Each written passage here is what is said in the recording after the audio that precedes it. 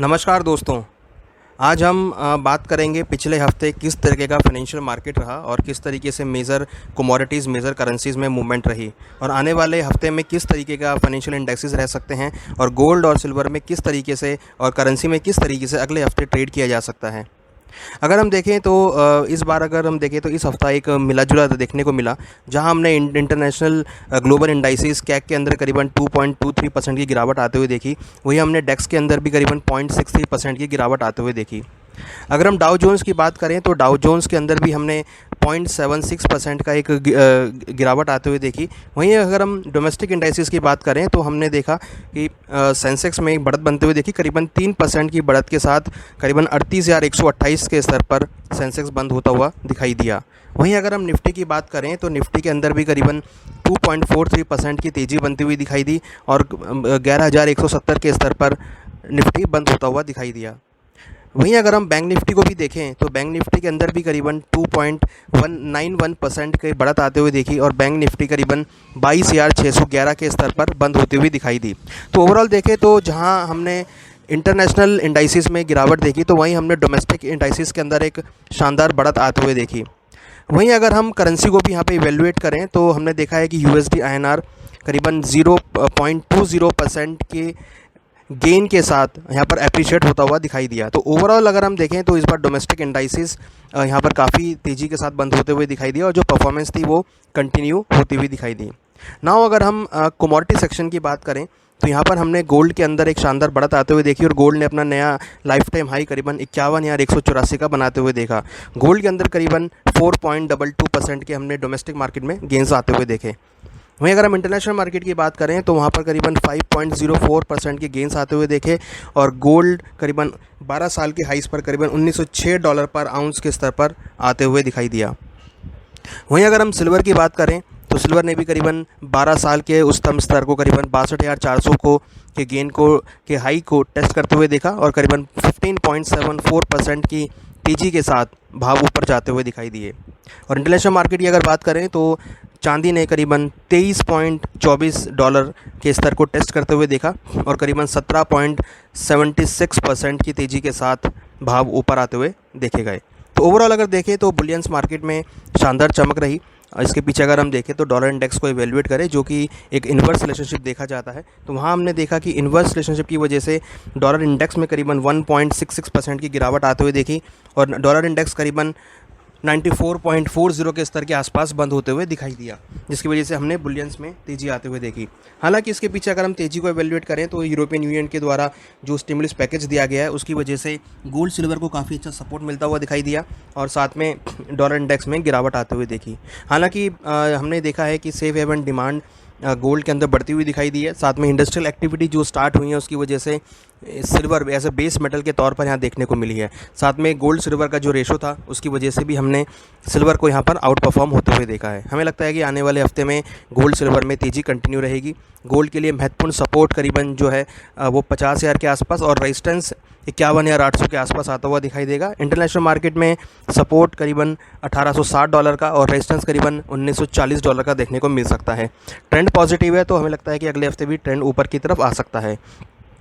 Silver के अंदर domestic market में सपोर्ट करीबन 59,800 का रहेगा और रेजिस्टेंस ऊपर में करीबन 63,000 का हो सकता है। यहाँ पर भी हमें लगता है कि जो भी करेक्शन मिलता है उस पर खरीदारी करके चला जा सकता है। नाउ अगर हम अब बेस मेटल की बात करें तो बेस मेटल में यहाँ पर हमने काफ़ी एक अपसाइड मोमेंटम आते हुए देखा। कॉपर करीबन 1.70% की गेंस के साथ 508.80 के स्तर पर बंद होते हुए दिखाई दिए।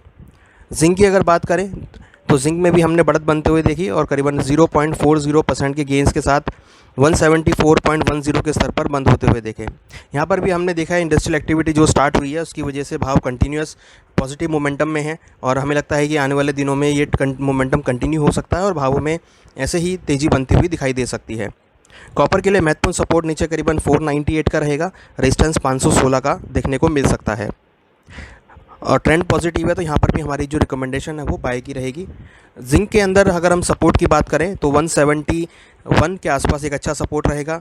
रेजिस्टेंस 179 का रहेगा और यहाँ पर भी ट्रेंड पॉजिटिव है, तो यहाँ पर भी बाय ऑन डिप्स की स्ट्रेटेजी देखने को मिल सकती है। और बाकी बेस मेटल की अगर बात करें तो यहाँ पर हमें निकल के अंदर भी तेज़ी देखने को मिल सकती है।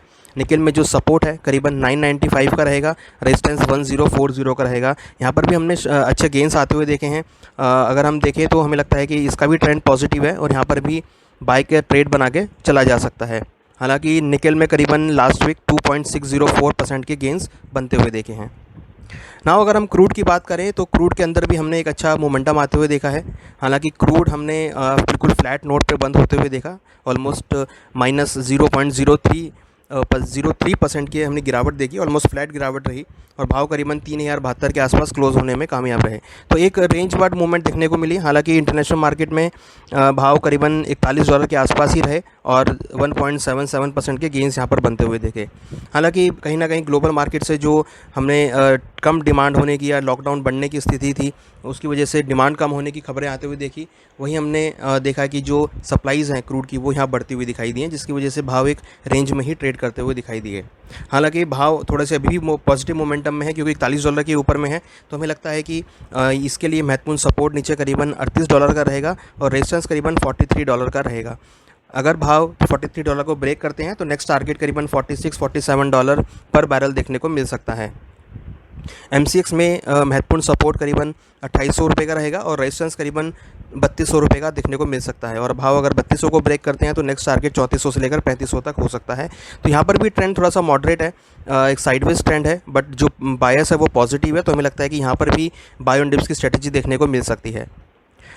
वहीं अगर हम ओवरऑल बात करें तो हमें लगता है कि जिस तरीके से इक्विटी मार्केट परफॉर्म कर रही है वो अभी भी पॉजिटिव है और जिस तरीके से यूरो के अंदर स्टिमुलस पैकेज दिया गया है, मॉनेटरी स्टिमुलस पैकेज दिया गया है, वो काफ़ी पॉजिटिव रहेगा सेंट्रल बैंक्स के लिए। तो हमें लगता है कि उसकी वजह से मार्केट को सपोर्ट मिलता हुआ दिखाई देगा और मास्टर मार्केट को इससे फ्यूल मिलेगा, तो जिससे धीरे धीरे जितनी भी मार्केट्स हैं वो आने वाले दिनों में और अपसाइड मोमेंटम में जा सकती हैं। तो कहीं ना कहीं जिस तरीके से कोरोना वायरस के केस बढ़ रहे हैं, मगर सुधार की जो गुंजाइश देखने को मिल रही है वो भी यहाँ पर पॉजिटिविटी की तरफ मार्केट को लेके जा रही है। तो हमें लगता है कि अगले आने वाले हफ्ते में भी एक upside momentum global financial market में देखने को मिल सकता है। हालांकि सेफ हेवन डिमांड के तौर पर गोल्ड सिल्वर के अंदर जो डिमांड है वो बनती हुई दिखाई देगी, क्योंकि ETF की जो डिमांड है वो कंटिन्यूस बढ़ रही है। साथ में अगर हम देखें तो इंडस्ट्रियल एक्टिविटीज़ की वजह से चांदी की इंडस्ट्रियल डिमांड जो है वो एज़ कम्पेयर पहले से काफ़ी बढ़ी है। तो हमें लगता है कि उसकी वजह से भी चांदी को सपोर्ट मिलता हुआ दिखाई देगा। आशा करते हैं आपको इस पॉडकास्ट से, इस कमेंट्री से लाभ मिलेगा। Thank you.